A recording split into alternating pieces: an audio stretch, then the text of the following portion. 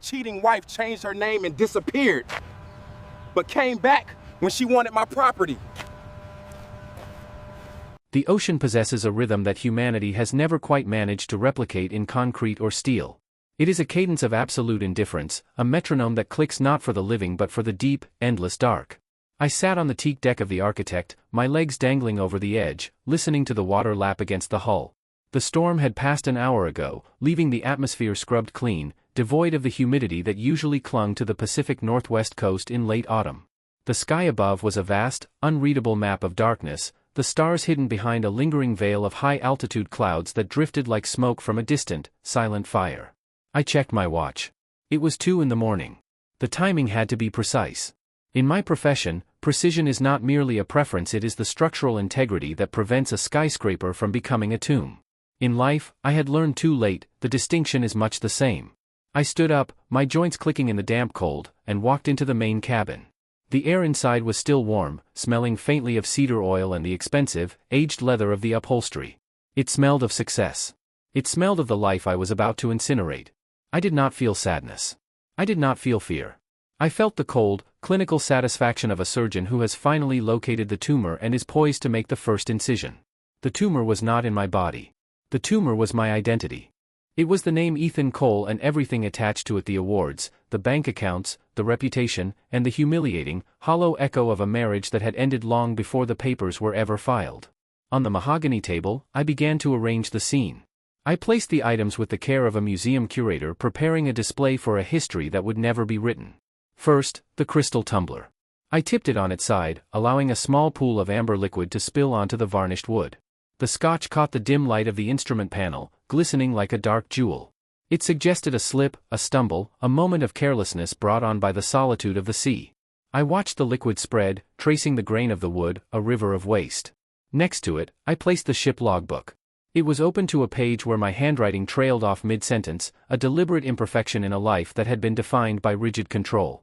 I had practiced that scrawl for days, ensuring it looked like fatigue, not artifice. And finally, the waterproof packet containing the revised will. It was sealed, watertight, and indestructible.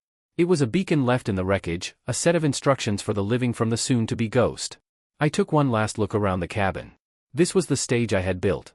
A set designed for a tragedy that would play out in the headlines for weeks.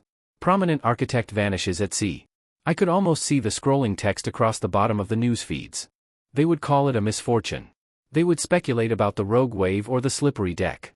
The pundits would discuss the pressure of high-stakes design and the isolation of genius. None of them would understand that this was not an end, but a renovation. It was a demolition of the old self to clear the ground for something necessary. I ran my hand along the edge of the chart table one last time. It was solid, real. Unlike the life I was leaving behind. I stepped out onto the stern. The small, motorized dinghy was already lowered, its engine silent, bobbing in the black water like an obedient dog. I climbed down, the cold spray stinging my face. I did not look back at the Architect as I pulled the cord and steered away into the darkness. The engine purred, a low vibration that traveled up my spine. I simply navigated toward the distant, flickering lights of the coastline, leaving the empty vessel to drift. It was a phantom ship now, waiting to be found. And I was a phantom, waiting to haunt. The cold wind bit through my jacket, but it felt purifying. Every mile I put between myself and that boat was a layer of skin shed. By the time I reached the secluded cove where I had stashed the car, Ethan Cole the Architect was gone. Only the observer remained. The transition from the open sea to the enclosed silence of the observation suite was jarring. My safe house was not a bunker in the traditional sense. It was a forgotten sub-level of a commercial building I owned in the industrial district, a space that did not exist on the public blueprints. I had retrofitted it for this exact purpose over the last 6 months.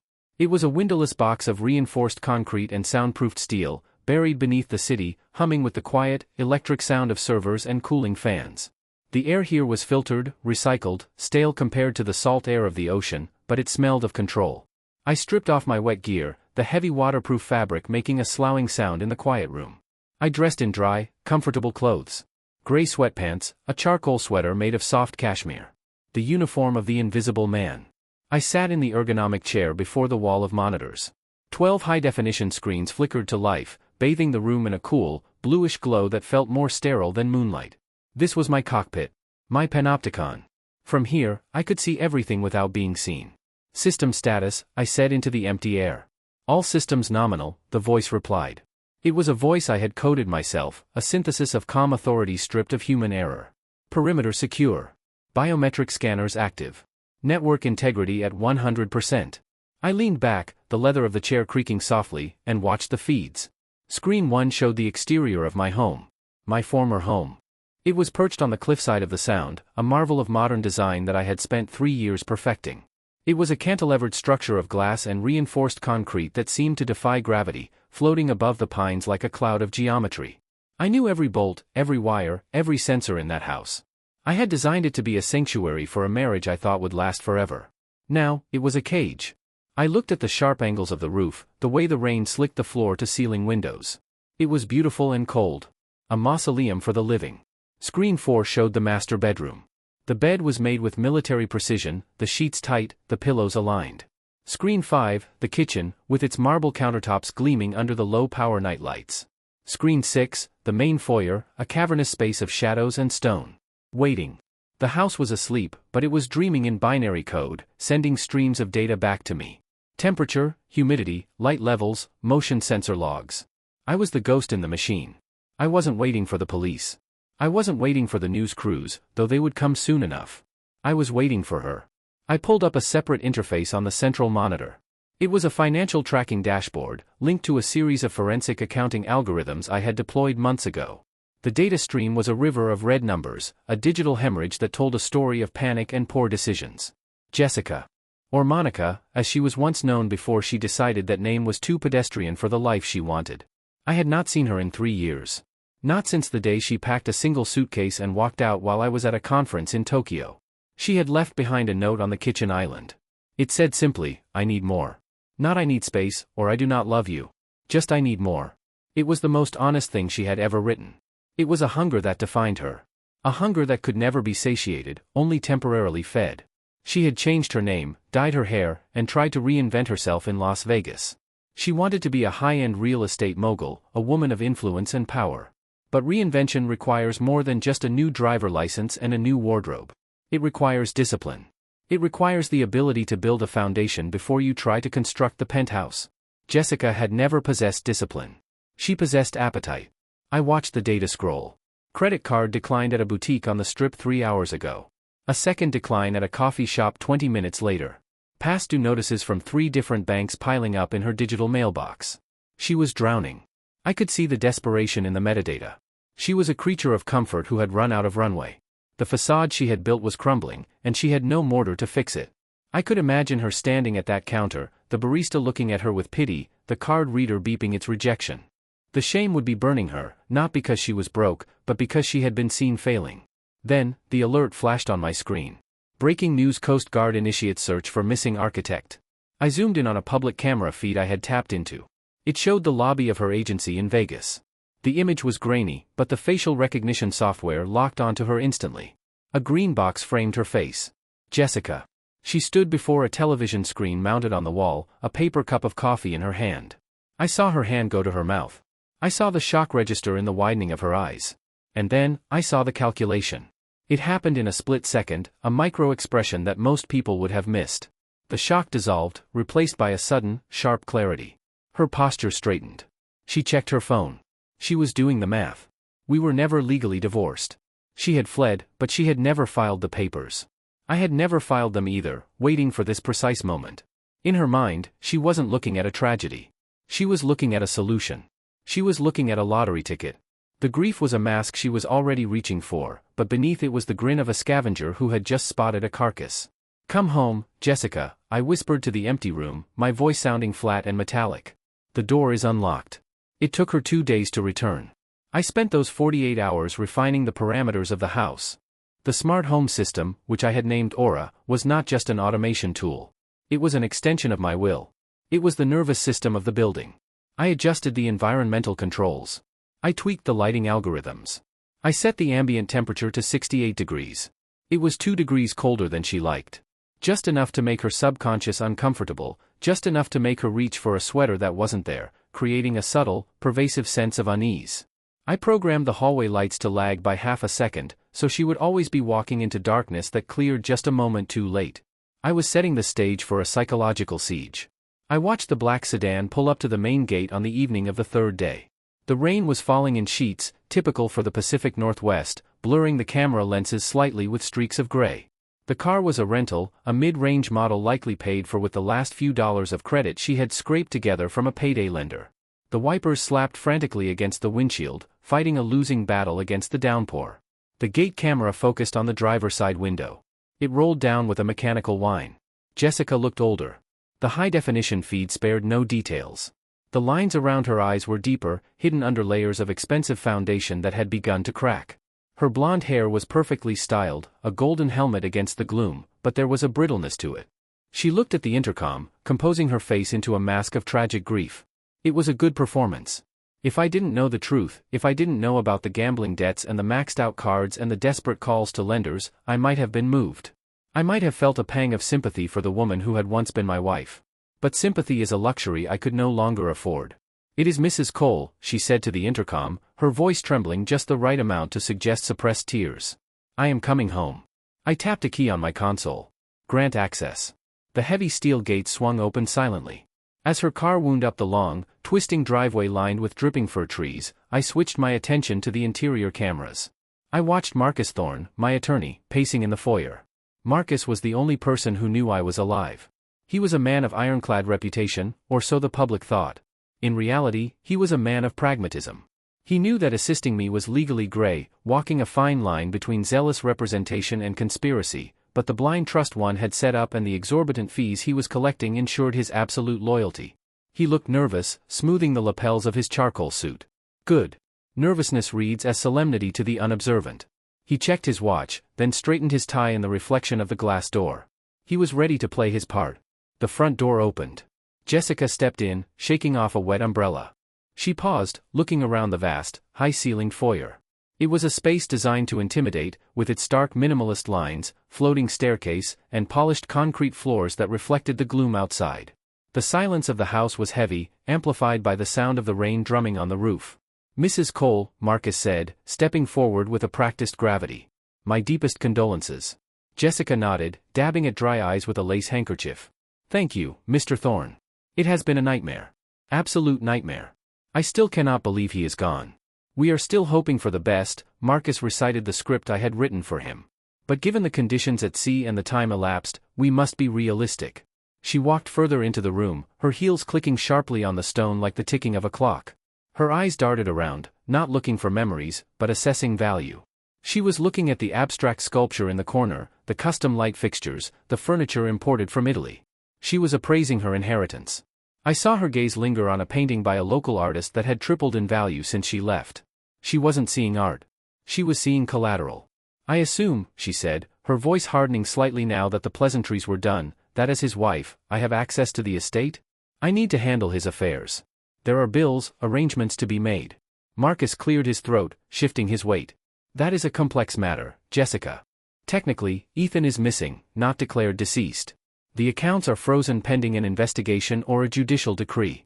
I saw her back stiffen. The predator sensing a barrier. Frozen? For how long? 6 months.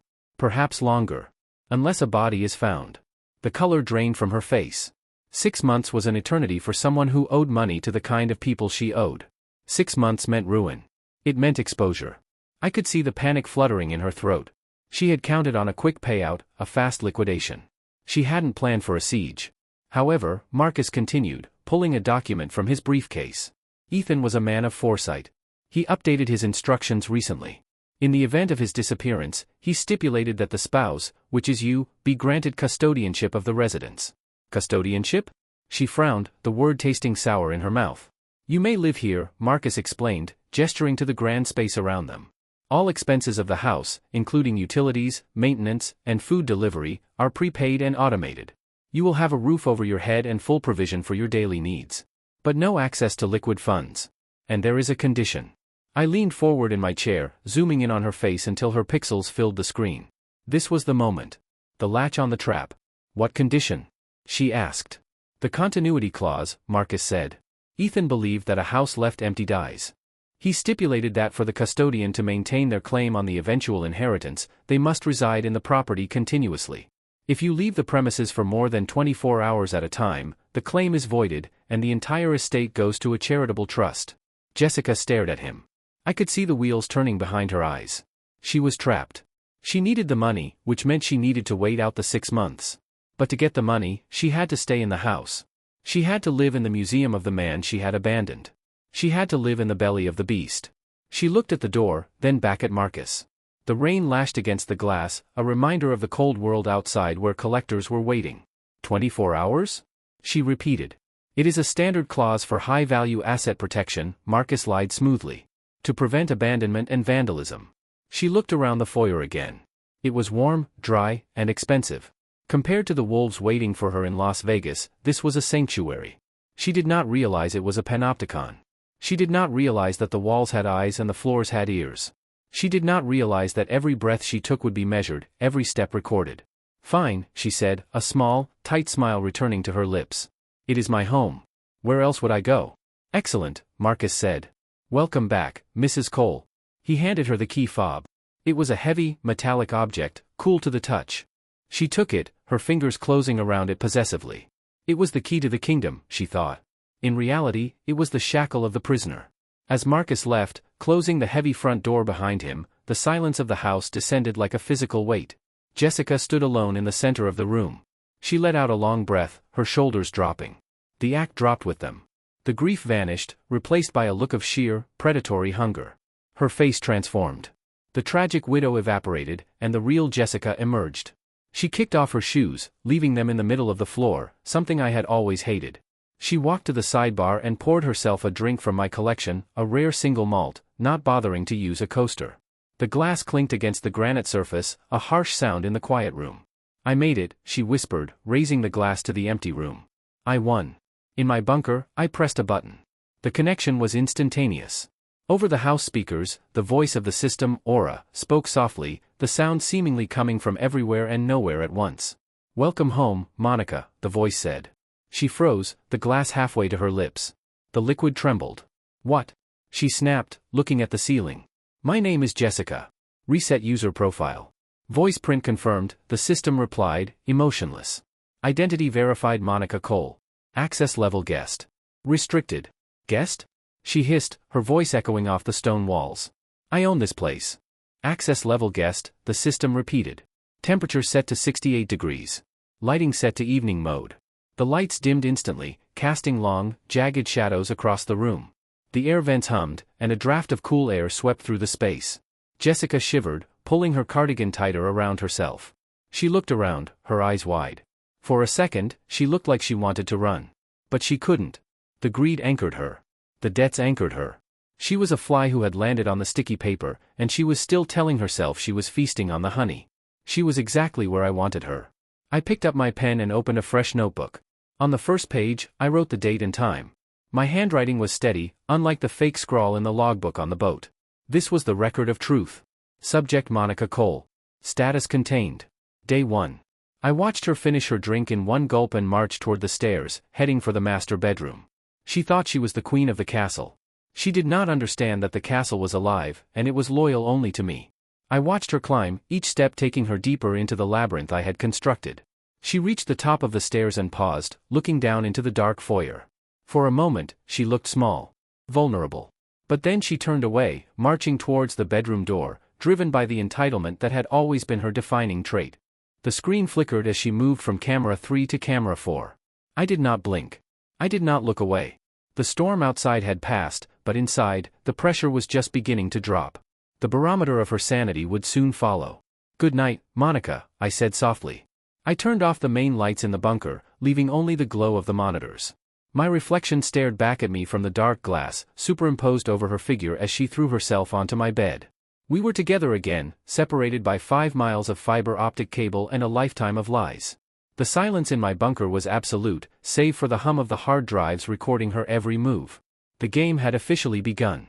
Time in the bunker did not flow like a river, it dripped like condensation in a cave, slow, cold, and relentless. I had been underground for 12 days now.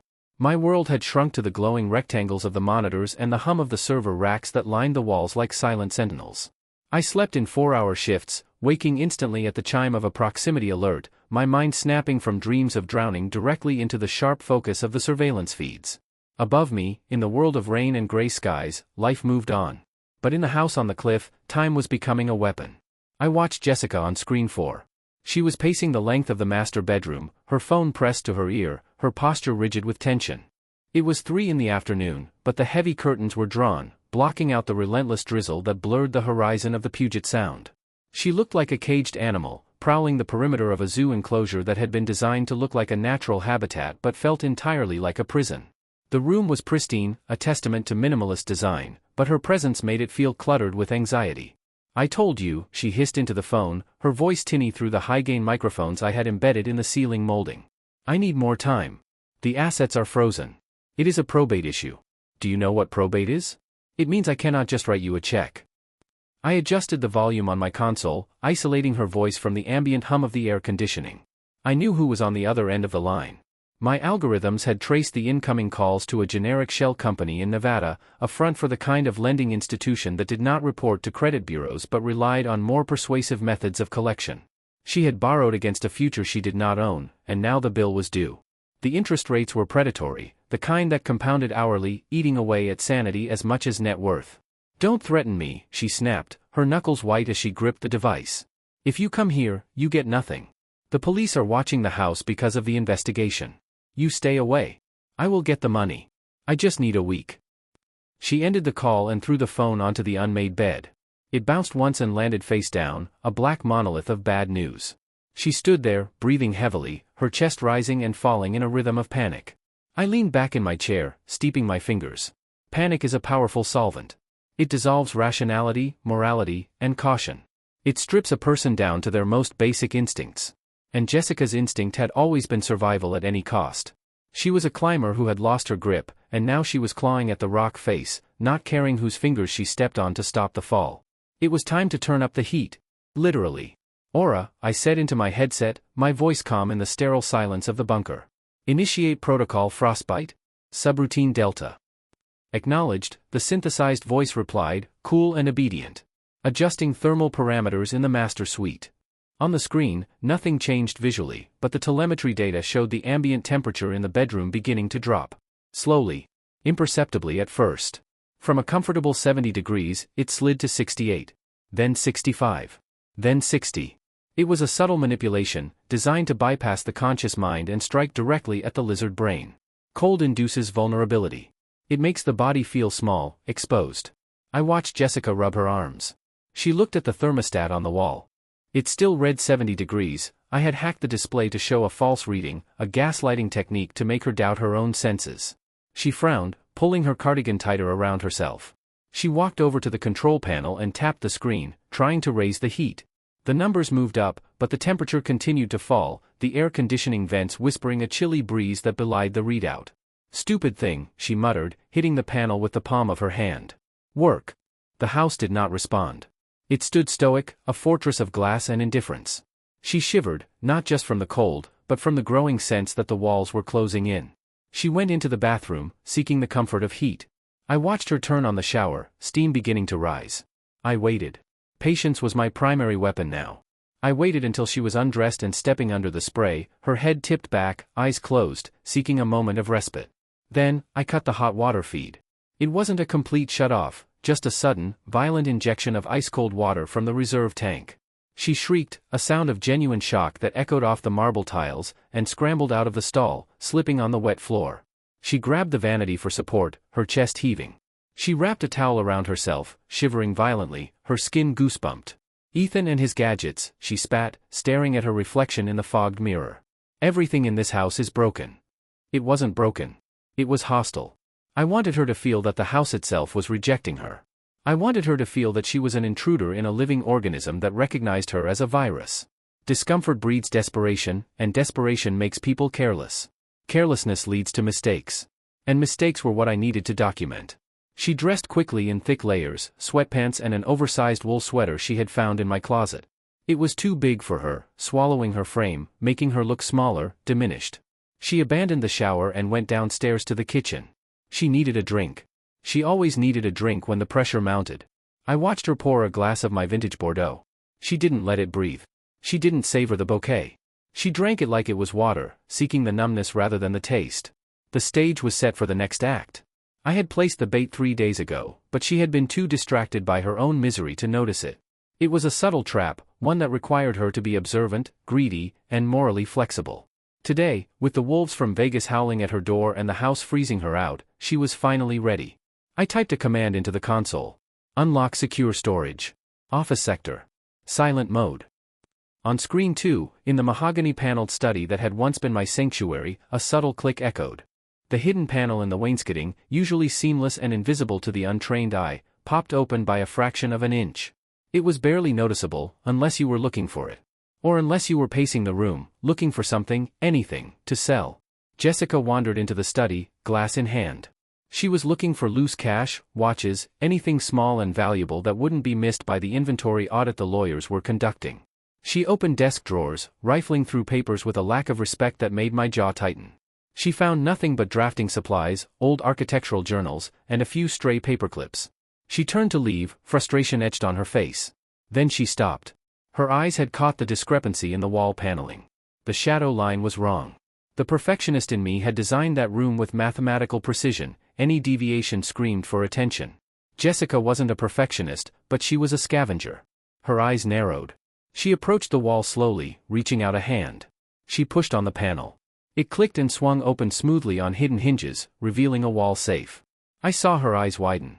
The sudden intake of breath was audible even over the system. She knelt down, placing her drink on the floor, her movements sudden and sharp. A safe. To her, a safe meant cash. It meant jewelry. It meant salvation from the voice on the phone. She reached for the keypad. I watched her fingers hover over the digits. She bit her lip, thinking. She tried her birthday. Error. The red light blinked mocking her. She tried our anniversary. Error. She tried the date she left me. Error. Damn it, she whispered, slamming her fist against the wall. Think, Ethan.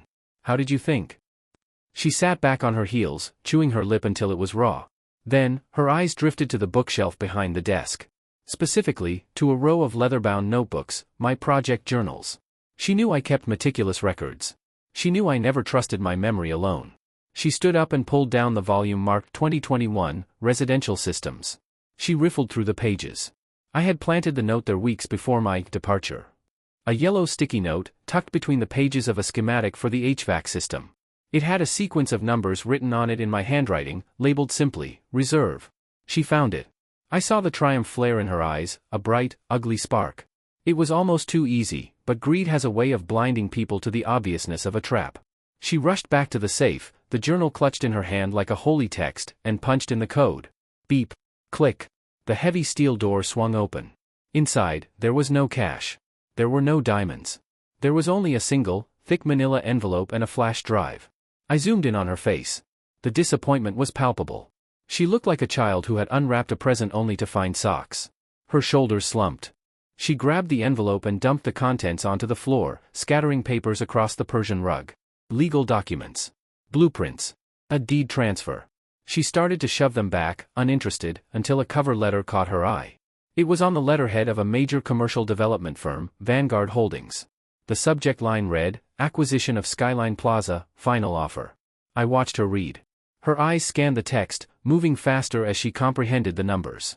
The offer was for a piece of commercial land I had bought years ago, a desolate strip of warehouses that was now zoned for a luxury high-rise.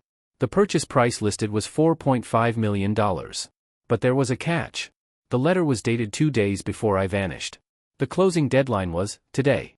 Offer expires at 5 p.m. Eastern Standard Time, she read aloud, her voice trembling. She checked her watch. It was 3:30 p.m. local time. The buyer was on East Coast time, but the letter specified a grace period for the wire transfer. She had 90 minutes before the deal expired. If the deal went through, the money would go into the estate. But the estate was frozen. However, there was a second document attached. A wire transfer authorization form. It directed the funds not to my main account, but to a holding company in the Caymans. An account that Marcus Thorne, my lawyer, had told her didn't exist on the official books because I hadn't declared it yet. The implications hit her like a physical blow. If she could get this deal signed, the money would vanish into an offshore void.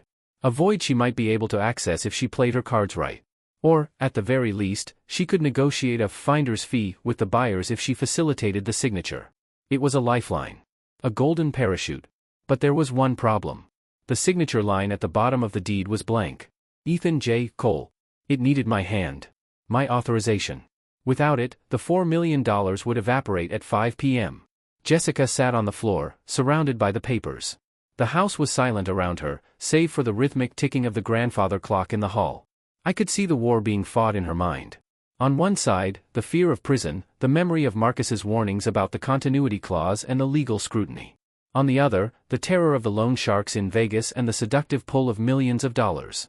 She picked up the document. She looked at the signature line. Then she looked at my old journals on the shelf, filled with samples of my handwriting. "He's dead," she whispered. It was a mantra. A permission slip. He's dead, and this money is just going to sit there or disappear. It's mine. By rights, it's mine.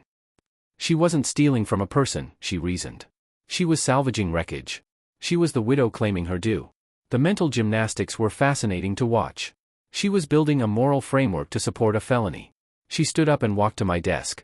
She cleared a space, pushing aside the blueprint tube. She found one of my fountain pens, a heavy, black Mont Blanc that she had given me for my 40th birthday. The irony was not lost on me. She was about to use a gift of love to commit a felony of betrayal. She took a blank sheet of paper first. She opened one of the journals and laid it flat, studying the way I crossed my T's and the sharp, angular loop of the C in Cole. I switched camera feeds to the overhead angle. I zoomed in until her hand filled the entire monitor. I could see the tremors in her fingers. She took a breath, steadied her hand, and began to trace. Ethan J. Cole. It was clumsy. The ink bled slightly where she hesitated. She crumpled the paper and threw it aside. Ethan J. Cole. Better. But the flow was wrong. My signature was decisive, rapid. Hers was hesitant, shaking with the adrenaline of the forbidden. She poured more wine. She took a long swallow. Liquid courage. She tried again. And again. For 20 minutes, she filled a page with my name, resurrecting me in ink. The room grew darker as the storm clouds outside thickened, casting long shadows across the desk, but she didn't turn on a light. She worked in the gray gloom, hunched over like a monk illuminating a blasphemous manuscript. "Come on," she muttered, sweat beading on her forehead despite the chill in the room. "Come on, Jessica. You can do this. You used to sign his checks for the gardener. You know this." Finally, she seemed satisfied. She held up a practice sheet, comparing it to an old letter of mine. It was close. Disturbingly close. She placed the actual deed on the desk. This was the point of no return. Until now, she was just doodling. The moment the pen touched that legal document, she was crossing a line from immoral to criminal. Federal wire fraud. Forgery. Identity theft. I held my breath in the bunker. Do it, I thought. Sign your life away. She hesitated. The pen hovered millimeters above the paper. She looked up at the window, as if expecting to see a police drone hovering there, or my ghost standing in the reflection. But there was only rain and the dark glass. She looked at her phone, thinking of the threats, the debts, the collapse of her fake life in Vegas. She lowered the pen. The nib touched the paper. The black ink flowed. Ethan J. Cole. It was done. It was a good forgery. Not perfect, but good enough to pass a cursory glance by a clerk rushing to close a deal on a Friday afternoon. She sat back, exhaling a shuddering breath. She looked at the signature, and a slow smile spread across her face. It wasn't a smile of joy, it was the rictus of a survivor who had just cannibalized a friend to stay alive. She quickly scanned the documents using the scanner/printer on the credenza. I had compromised the machine months ago. Every scan was sent directly to my server before it went anywhere else. I had the digital proof of her crime before the ink was even dry. I saved the file, evidence_item_001. PDF. She composed an email to the address listed on the cover letter. Subject, signed closing docs, Skyline Plaza. Attached, please find the executed deed and transfer forms as requested by Mr. Cole prior to his departure. Please expedite the wire. She hit send. I watched the email travel through the network. I intercepted it, of course. The recipient wasn't a real development firm. It was a dummy domain I controlled. There was no deal. There were no millions. There was only a test, and she had failed it spectacularly. I waited 5 minutes, enough time to let her heart rate settle, enough time for the euphoria of getting away with it to set in. She needed to feel safe before I pulled the rug out. Then, I triggered the next phase. I picked up a burner phone linked to a voice modulator and dialed the landline on the desk next to her. She jumped when the phone rang, nearly knocking over the wine bottle. The shrill ring cut through the silence like a siren. She stared at it. Who would be calling the landline? Only telemarketers or... She picked it up, her hand trembling. Hello? Ms. Vance, a woman's voice asked. Cheerful, professional, utterly fake. This is Sarah from the acquisitions department at Vanguard. We just received the documents. Thank you so much for locating those. We were worried the deal would fall through given the tragic news. Jessica let out a breath she didn't know she was holding. Her shoulders dropped inches. Yes. Yes, I found them in his safe. He must have signed them right before he left. Well, it's a relief, the voice continued. The wire has been initiated. It should hit the designated account within 48 hours. We appreciate your help in closing Mr. Cole's affairs. Thank you, Jessica said, her voice weak with relief. Thank you so much. Oh, and Ms. Vance? Yes? I hope you find some peace. He was a great architect. He was, Jessica said, a hint of genuine sadness, or perhaps guilt, creeping into her voice. Goodbye. She hung up. She closed her eyes and laughed. A short, sharp bark of laughter that sounded jagged in the quiet room. She had done it. She had secured $4 million. She was rich. She was safe. The Vegas debt was a speck of dust compared to this. She grabbed the bottle of wine and took a swig straight from the neck, the red liquid staining her lips. She began to dance around the study, a clumsy, solitary waltz of victory. She spun in circles, clutching the forged deed to her chest, twirling in the dim light. I win, she sang softly. I win, I win, I win. I watched her celebration with a cold detachment. She didn't win. She had just signed a confession. She had just handed me the keys to her destruction. Aura, I said. Deploy drone unit. Internal delivery. Route Alpha. Affirmative. In the utility closet down the hall, a small robotic vacuum cleaner woke up.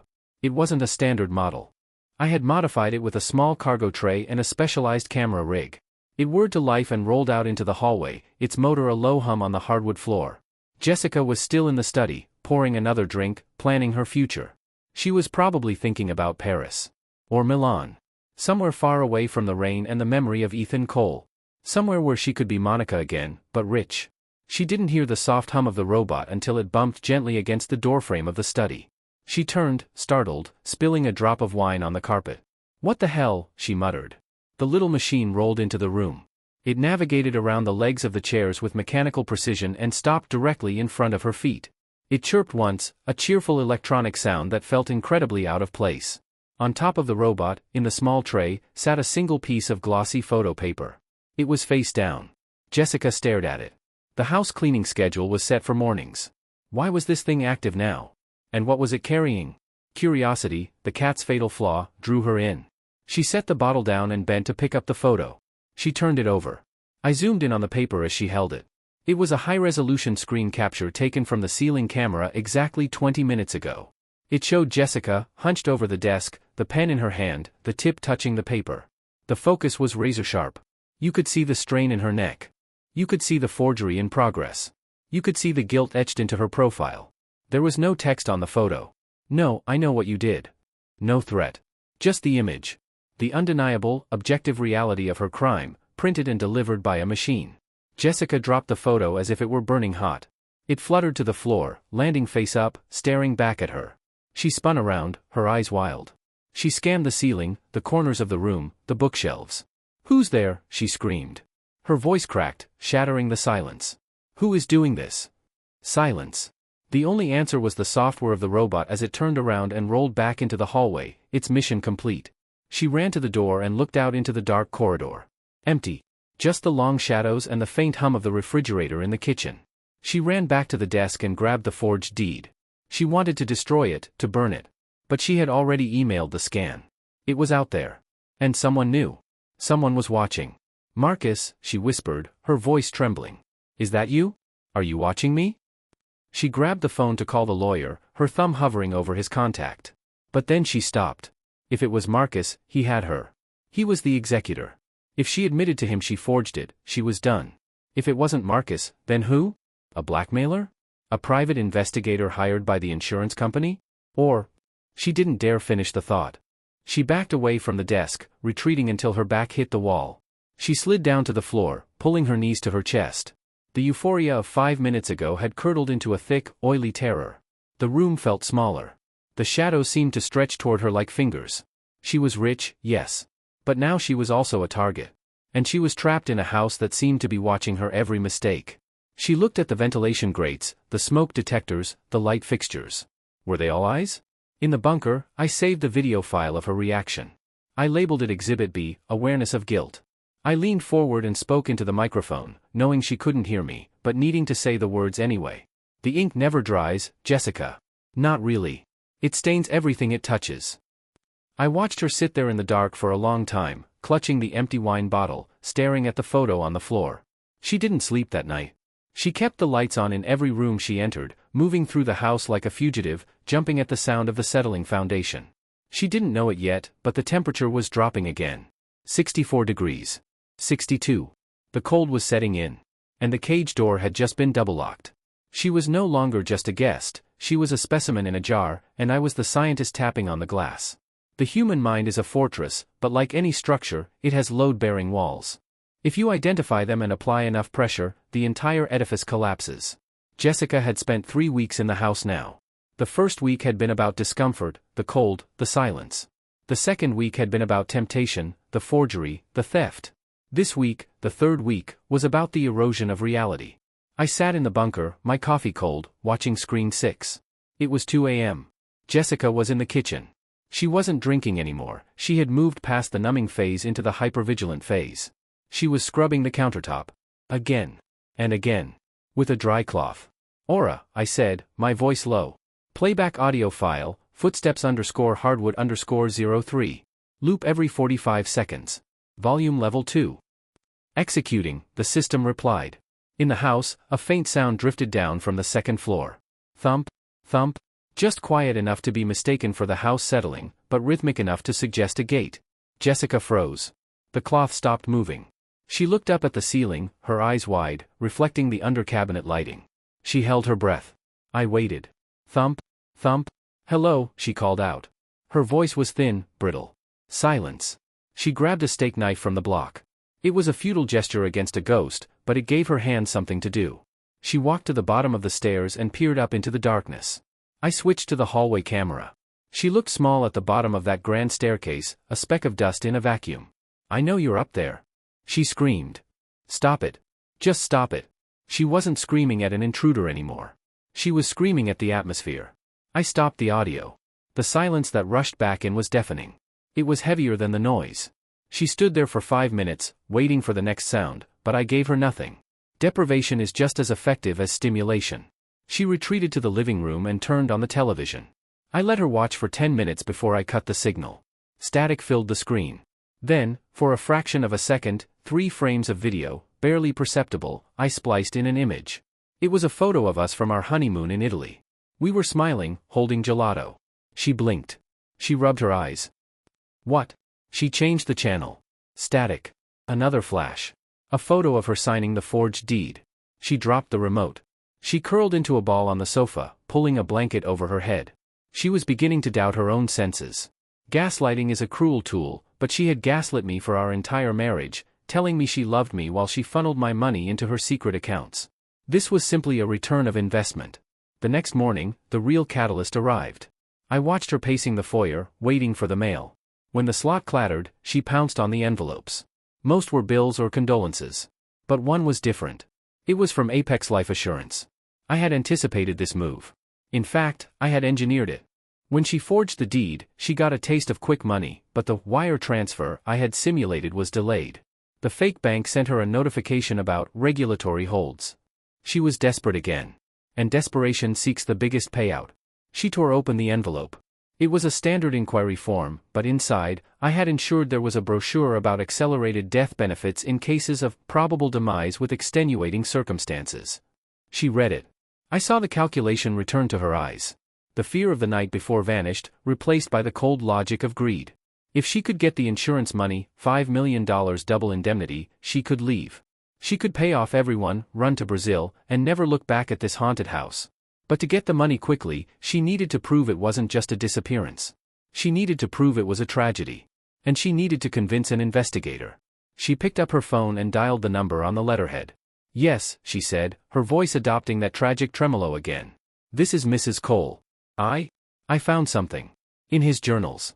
I think I know why he went out on the boat that night. I raised an eyebrow. She was improvising. This was dangerous. Yes, she continued. He was very dark lately. Depressed. He talked about the ocean being a way out. I think you should send someone over. I want to give a statement. She was going for the suicide angle. It was risky, suicide clauses often voided policies within 2 years, but my policy was older. It would pay out. But only if she could sell the lie. 2 hours later, the investigator arrived. His name was Mr. Sterling. He was a man I had hired, indirectly. He wasn't from the insurance company. He was a former forensic accountant turned private investigator, a man with a moral compass as rigid as a steel beam. He thought he was working for the insurance firm to catch a fraudster. He didn't know he was working for the deceased. I watched them sit in the living room. Jessica poured tea. It was a domestic scene, overlaying a conversation about death. Mrs. Cole, Sterling said, opening a notebook. You mentioned on the phone that your husband was depressed. He was, Jessica lied, looking down at her hands. He was under so much pressure. The firm, the new projects. He felt trapped. Trapped. Sterling wrote something down. Did he leave a note? No, she said quickly. No note. But he said things. That night, before he left, he called me. I leaned forward. This was a new lie. He called you? Sterling asked. We checked his phone records. There were no outgoing calls from the boat. He used the satellite phone, she said, not missing a beat. He called my burner, my private line. He said goodbye. He said he was sorry. And you didn't mention this to the police? I was in shock, she cried, a tear slipping down her cheek. I was scared they would think I didn't stop him. But I have to tell the truth now. She was painting a picture of a broken man, hoping to close the case. She didn't know that I had the satellite phone logs. There was no call. I see, Sterling said. He didn't look convinced, but he didn't look skeptical either. He was a professional. Mrs. Cole, for the claim to be processed under the accelerated terms, you need to sign a sworn affidavit. It is a legal document. Lying on it is insurance fraud, a felony punishable by up to 10 years in prison. He placed a document on the table. Jessica looked at it. The paper was white, crisp. It was another trap, just like the deed. But the number at the bottom of the page, $5000000, blinded her. I understand, she whispered. She picked up the pen. The same pen she used to forge my name. I swear it's the truth, she said. She signed. Jessica Vanscole. Sterling took the paper. He looked at it, then at her. Thank you, Mrs. Cole. We will process this immediately. He stood up to leave. Jessica walked him to the door, looking relieved. She thought she had won again. As Sterling walked down the driveway to his car, he pulled out his phone. I intercepted the call. Mr. Thorne? Sterling said. You were right. She's lying. The timeline doesn't match, and she just swore to a call that never happened. I have the affidavit. Excellent work, Mr. Sterling, Marcus Thorne's voice replied. Bring it to the office. We have everything we need. Jessica closed the door and leaned against it, exhaling deeply. She smiled. Aura, I said. Phase 3. The ghosts. Initiating, the system replied. The lights in the hallway flickered. Not a random flicker, but a code. Morse code. LIR's Jessica pushed off the door. Stop it, she yelled at the house. I'm leaving soon. You can't scare me. She went to the kitchen to celebrate. But as she entered, the smart fridge screen lit up. Instead of the grocery list, it displayed a video. It was a recording from the boat. Jessica dropped her glass. It shattered, shards of crystal exploding across the floor. The video was grainy, shot from the mounted camera in the cabin of the architect. It showed me, sitting at the table, alive. But it wasn't from the night I disappeared. It was from a week before. In the video, I was looking directly at the lens. Jessica, the video me said. If you are watching this, it means you tried to cash the policy. It means you lied about me. Jessica backed away, her hands over her mouth. You never knew about the cloud backup on the boat, did you? Video Ethan continued. I know you, Jess. I know you'll come for the money. But remember the continuity clause? It's not about living in the house. It's about living with yourself. The screen went black. No, she whimpered. No, that's not possible. The police said the electronics were water damaged. She ran to the living room. The TV turned on by itself. Another video. This time, it was footage of her, taken yesterday, in the study, holding the forged deed. How? She screamed. She grabbed a vase and threw it at the TV. The screen cracked, spiderwebbing the image of her own face, but the audio kept playing. It's mine. By rights, it's mine. Her own voice, looping. She spun around. The house was coming alive. The blinds in the dining room were opening and closing. The stereo system blasted Vivaldi's Winter, my favorite piece, at maximum volume. The temperature plummeted to 50 degrees. She covered her ears. Stop it. Ethan. Are you here? She ran to the front door, fumbling with the lock. She wanted to run. She wanted to break the claws. Click. The lock wouldn't turn. Aura, engage perimeter lockdown, I said. Safety protocol, resident in distress. Doors secured, the system announced calmly over the screaming violins. External exit prohibited for user safety. Let me out, she shrieked, pounding on the heavy oak. Let me out. She ran to the window. It was reinforced impact glass. She grabbed a heavy bronze statue and swung it. The glass didn't break, it just shuddered. She was trapped. Not by me, but by the safety systems I had installed to protect us. Now, they were keeping her in the kill box. She collapsed on the floor, sobbing. The music stopped abruptly. The lights stabilized. The silence returned, heavier than before. I watched her from my chair. My pulse was steady. This wasn't cruelty for cruelty's sake. It was necessary. She had to be broken down so that when the final blow came, she would have no defenses left. She had signed the affidavit. She had forged the deed. She had created a paper trail of felonies a mile long. I picked up my phone and dialed Marcus. It's done, I said. She signed the insurance fraud papers. Sterling has them. We have enough to put her away for 20 years, Ethan, Marcus said. Is this enough? Can we end it? I looked at the screen. Jessica was crawling towards the liquor cabinet, a broken woman. Not yet, I said. The court hearing is in 2 days. She needs to walk into that courtroom believing she's won. She needs to think this was all just a hallucination, a stress-induced breakdown. If she runs now, she might plead insanity. I need her to stand before a judge and lie one last time. Ethan, Marcus warned. You're walking a fine line. I know, I said. But I built this bridge. I know exactly how much weight it can hold. I hung up. In the house, Jessica managed to pour a drink. She was shaking so hard she spilled half of it. She looked around the room, her eyes darting at shadows. I'm going crazy, she whispered. It's just stress. It's just the guilt. He's dead. He's dead. She was trying to rebuild her reality. She was stitching the lies back together. Aura, I said. Normalize environment. Warm lighting. Temperature 68.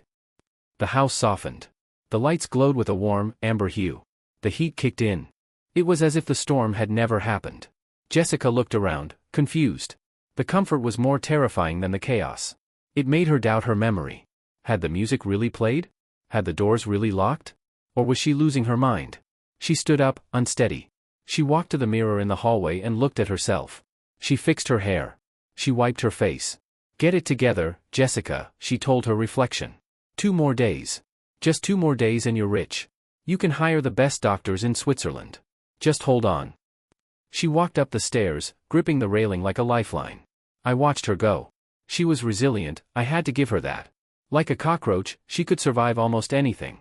But even cockroaches have a breaking point. I closed the laptop connected to the house systems. The final act was prepared. The evidence was gathered. The trap was primed.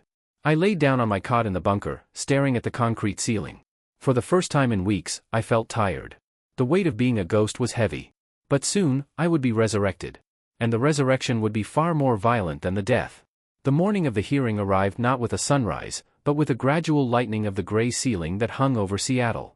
In the bunker, I woke before the alarm. I had not slept, merely rested my eyes, my mind replaying the sequence of events that had led to this day like a film on an endless loop. I sat up and swung my legs over the edge of the cot. The concrete floor was cold, a grounding sensation that reminded me of where I was and who I had become. For 6 months, I had been a ghost, a spectral presence haunting the wires and circuits of my own life. Today, I would have to learn how to be a man again. I stood and walked to the small bathroom unit in the corner of the secure suite. I shaved slowly, watching the face in the mirror emerge from beneath the layer of foam. I looked different than the man who had sailed out onto the ocean half a year ago. My eyes were harder, framed by new lines of fatigue and focus. The softness of comfortable living had been chiseled away by isolation. I dressed with the same meticulous care I applied to my architectural blueprints. The charcoal suit, tailored to perfection. The white shirt, crisp and starched. The silk tie, a deep midnight blue. It was armor. I was not dressing for a celebration, I was dressing for an execution, though the guillotine would not be falling on my neck. On the monitors, I checked the feed from the house one last time. Jessica was already awake. She was in the master dressing room, surrounded by a chaotic array of clothing. She chose a black dress, modest, elegant, the perfect costume for the grieving widow. I watched her apply her makeup. She used concealer to hide the dark circles under her eyes, the physical evidence of the psychological siege I had subjected her to. She practiced her expression in the vanity mirror, a slight downturn of the lips, a furrowed brow. It was a mask of sorrow, constructed with the same deceitful artistry she had used to dismantle my trust. She took a pill, a beta blocker, likely, to steady her trembling hands, and swallowed it without water. She looked at her reflection and whispered something I couldn't hear, a final pep talk to the woman she was pretending to be. "Aura," I said, my voice echoing in the small room. "System standby. Transfer control to mobile interface. Initiate final lockdown protocol upon her exit." "Acknowledged," the system replied. "Good luck, Ethan." It was a programmed response, a bit of code I had written months ago for this specific moment, yet it felt strangely genuine. I picked up the briefcase containing the hard drives and the physical files. I climbed the stairs of the hidden exit, pushing open the heavy steel door that led to the alleyway behind the industrial park. The air outside smelled of rain, exhaust, and wet pavement. It smelled of reality. I walked to the rental car I had staged there days ago, tossed the briefcase onto the passenger seat, and turned the key. The engine roared to life. I was no longer the observer. I was the participant. The drive to the King County Courthouse was a blur of windshield wipers and red taillights. The city was waking up, oblivious to the drama about to unfold in Department 42. People were drinking coffee, rushing to jobs they hated, worrying about bills and relationships. They lived in the surface world. I had spent so long in the deep currents of betrayal that the ordinary world felt alien, bright and loud. I parked in the underground garage, finding a spot in the shadows. I checked my watch. 8:45 a.m. The hearing was scheduled for 9 a.m. I took the elevator up. The courthouse was a hive of activity, a place where lives were dismantled and reassembled with bureaucratic indifference. I walked through the metal detectors, the guards barely glancing at the man in the expensive suit. I navigated the marble corridors, my footsteps echoing with a heavy finality. When I reached the double doors of the courtroom, I stopped. I didn't go in. Not yet. I stood in the alcove, waiting for the cue. Inside, I knew the scene was set. Marcus Thorne would be there, sitting at the petitioner's table, looking solemn and professional. Jessica would be there, dabbing her eyes, radiating vulnerability. The judge, Honorable Justice Halloway, a woman known for her no-nonsense approach to probate law, would be reviewing the file. The file that said I was gone. The file that said I was lost to the sea. I pulled out my phone and accessed the courtroom's audio feed, which Marcus had discreetly patched into. I put an earbud in my right ear. "Court is in session," the bailiff announced. "In the matter of the estate of Ethan Cole. Petition for declaration of death in absentia." I heard the rustle of fabric as everyone stood, then sat. "Mr. Thorne," Judge Halloway's voice was dry, authoritative. "We are here on an expedited petition. 6 months is a short window for a presumption of death, usually requiring 5 to 7 years. You stated in your brief that there are extenuating circumstances?" "Yes, Your Honor," Marcus replied. His voice was steady, the anchor in the room. "The Coast Guard report indicates the discovery of the vessel Architect in a condition suggesting a man-overboard scenario during a severe storm. No life raft was deployed. Personal effects, including a suicide note of sorts, a logbook entry, were found. Given the assets involved and the distress of the spouse, we are asking the court to bring closure to this tragedy." "I see," the judge said. "And the spouse, Mrs. Cole. You are present?" "Yes, Your Honor." Jessica's voice was soft, trembling just enough to be convincing. "Please approach the stand, Mrs. Cole. I have a few questions before I rule." I visualized her walking to the stand. The click of her heels. The sympathetic glances from the court reporter. She would be sitting down now, smoothing her skirt, looking up at the judge with wide, watery eyes. "Mrs. Cole," the judge began. "I understand this has been a difficult time. You are asking this court to legally terminate your husband's existence. Do you have any reason to believe, any reason at all, that Ethan Cole might still be alive?" This was it. The perjury trap. The moment she sealed her fate. "No, Your Honor," Jessica said. Her voice gained a little strength, fueled by the proximity to the finish line. I feel it in my heart. Ethan was a brilliant man, but he was troubled.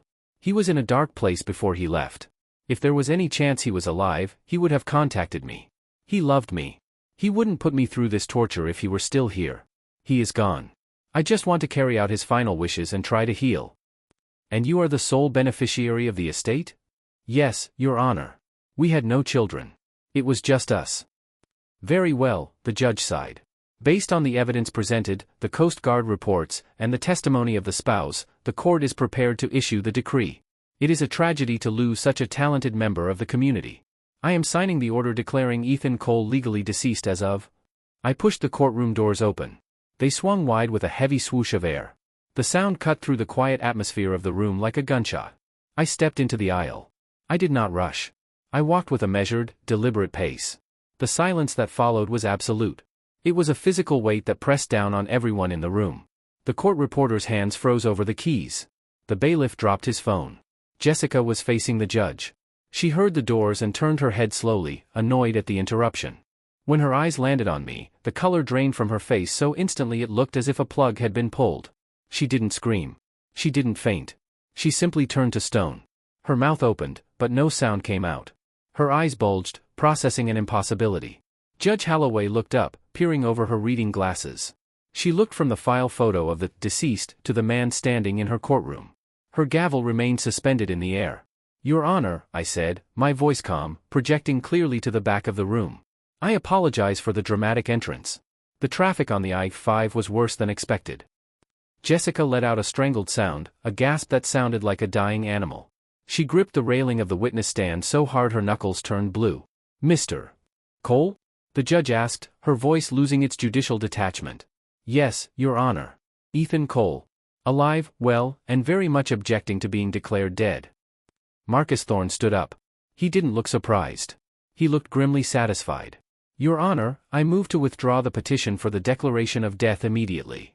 Jessica scrambled backward, knocking over the microphone. No, she whispered. No. You're dead. I saw the boat. You're a ghost. I am not a ghost, Jessica, I said, walking toward the well of the court. I stopped 10 feet from her. I looked her in the eye. I saw the terror there, but behind the terror, I saw the gears grinding, trying to find a new angle, a new lie. I am the husband you were so eager to bury. This is highly irregular, Judge Holloway stammered. Mr. Cole, where have you been? The Coast Guard, the search parties, this looks like a massive waste of public resources, if not fraud.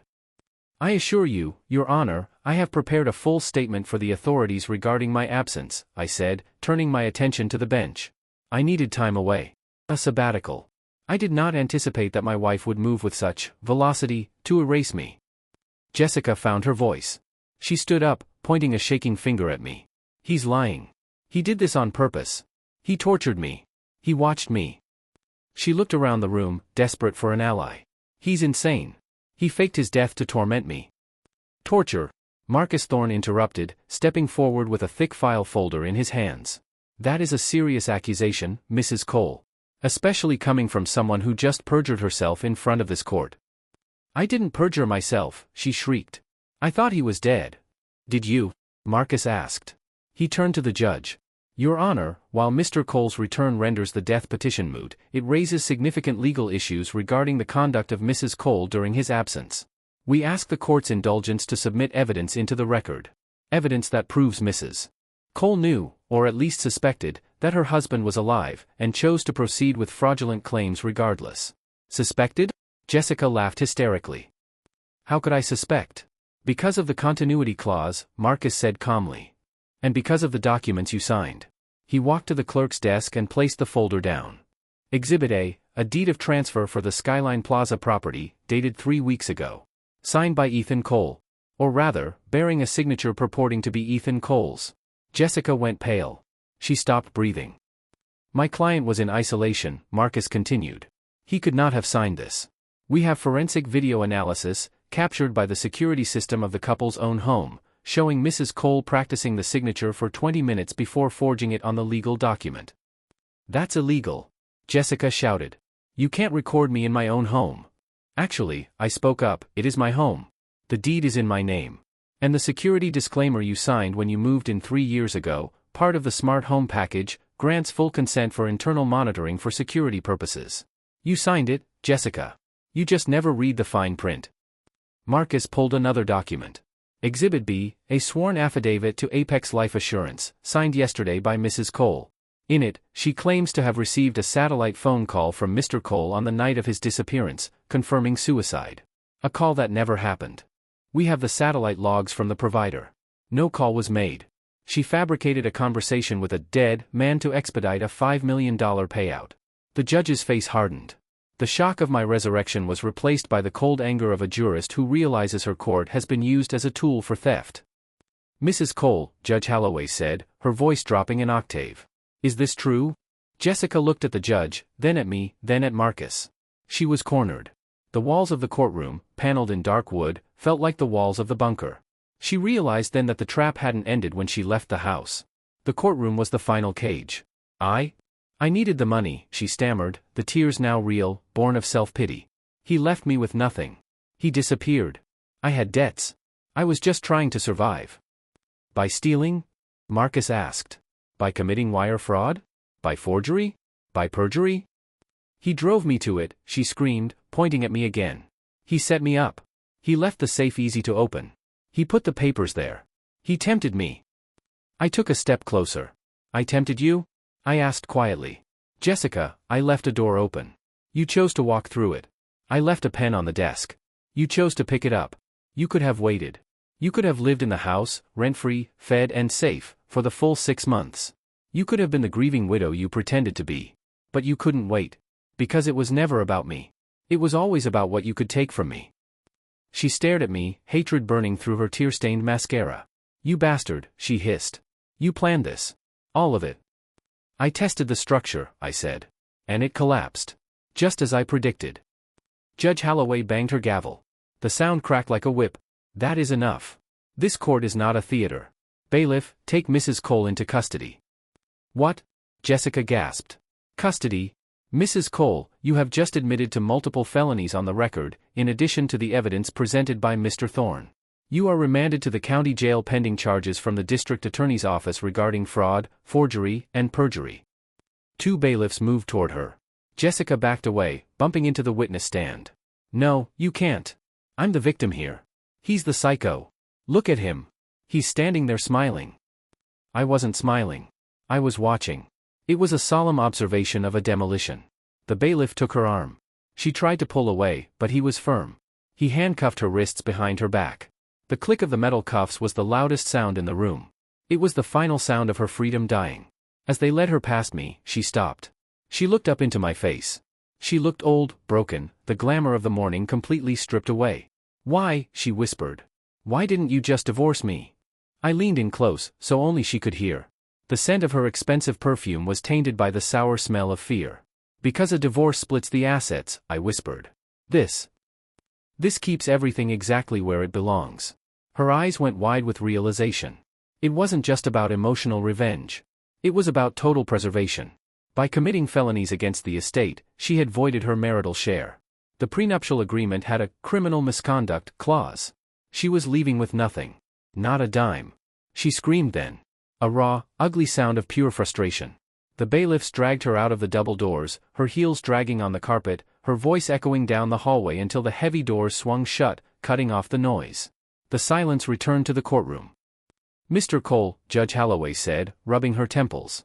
I assume you will be available for the authorities to discuss your absence? Fully available, Your Honor, I said. I have nothing to hide.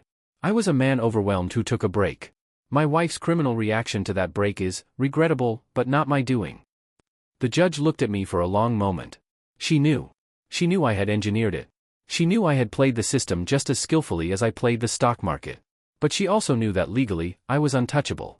I hadn't forced Jessica's hand. I hadn't held a gun to her head. I had simply let her be herself. Case dismissed, she said, banging the gavel one last time. Petition denied. The record will reflect Ethan Cole is present. She stood and swept out of the room. Marcus began packing up his files. He looked at me and gave a single, sharp nod. It wasn't a congratulation. It was an acknowledgement of a job completed, ugly as it was. I'll handle the DA, Marcus said. You should go. The press will be swarming in 10 minutes. Thank you, Marcus. I turned and walked out of the courtroom. I didn't take the elevator. I took the stairs, walking down the flights with a lightness I hadn't felt in years. I walked out of the side exit into the Seattle rain. It was falling harder now, washing the grime off the sidewalks, washing the city clean. I stood on the corner, letting the water soak my expensive suit. I didn't care. I breathed in the cold, wet air. It tasted sweet. I thought about the house on the cliff. It was empty now. Truly empty. No Jessica. No ghosts. Just glass, steel, and silence. I would go back there. I would have the cleaners come and scrub every inch of it. I would reformat the aura system, erasing the protocols of paranoia I had written. I would delete the footage. I would reset the temperature to 70 degrees. I walked to my car, unlocking the door.